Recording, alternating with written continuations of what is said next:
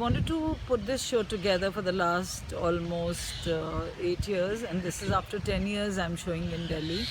Uh, Basically, the idea behind this show is to talk about energy and the fragments of energy, not only about that immutable whole, but what makes that immutable whole work. Like, how does she operate? How does she play her game, her khel? So that is what the whole idea is about. And I'm talking about that Shakti or that Param Shakti or that energy, because after all, Shakti in English is energy. It is that power with which the whole universe or the world is working. And I'm talking about that.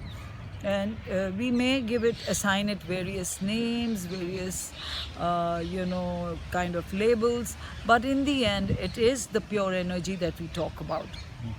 Now, the place where I put the yoginis, it is next to the lotus pond.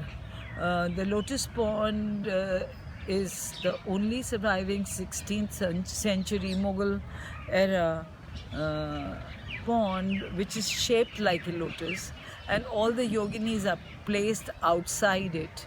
That is an archaeological site, and we have kept a very safe distance from it. And the yoginis, wherever they inhabit, wherever they go for their experiments, wherever they go for their meditations, they always go in for a place which is away from the village. It is a quiet space, and it has a water body to keep them content during their experiments, because they do not want to be disturbed by the people of the village or the town or the city, wherever they are.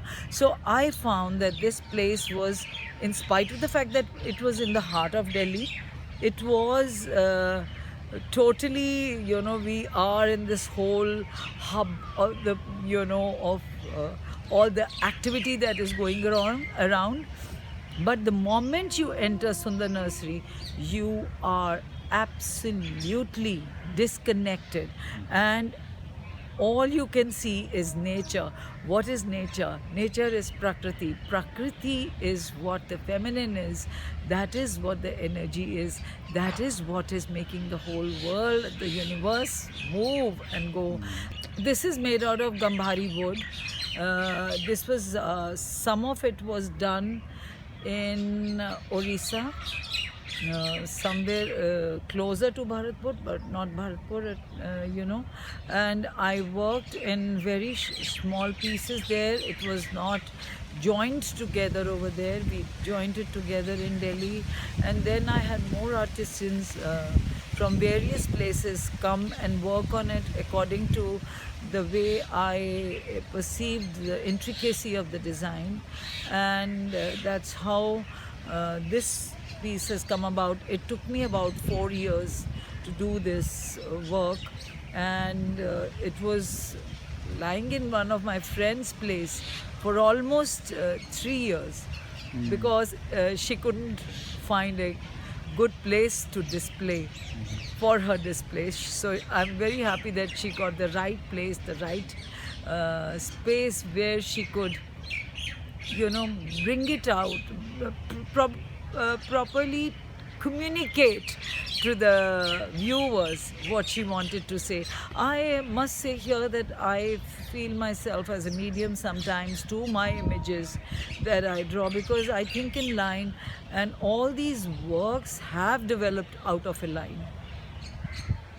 They were certainly my drawings, and from drawings they have sort of wanted to convert themselves into different dimension, a dimensional artwork.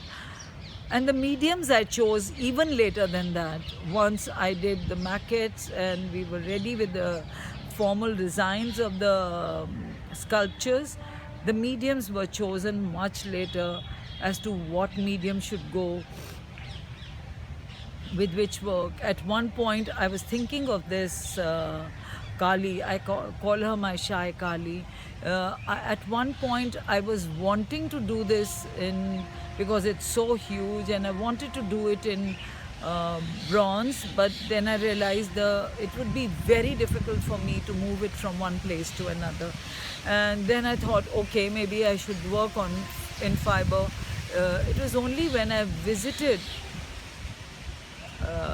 Bhubaneswar and I was looking at some of the wooden sculptures that I realized, why not, let me just try it. And it was very difficult for me to get, I wanted to get one single piece of it, but that is certainly not possible. And I therefore took out, this is the lightest wood we can probably, so that we can transport it from one place to another. So the Chausat Yogini sculptures which are there around the lotus pond, they are made out of balua stone, patthar, which is most of the traditional, very traditional, Jabalpur and all these areas, I think they're all in balua. But the only thing is I wanted it to have a very old kind of a look, and so I took up different pieces of stone to put together. We joined them together and then we carved it.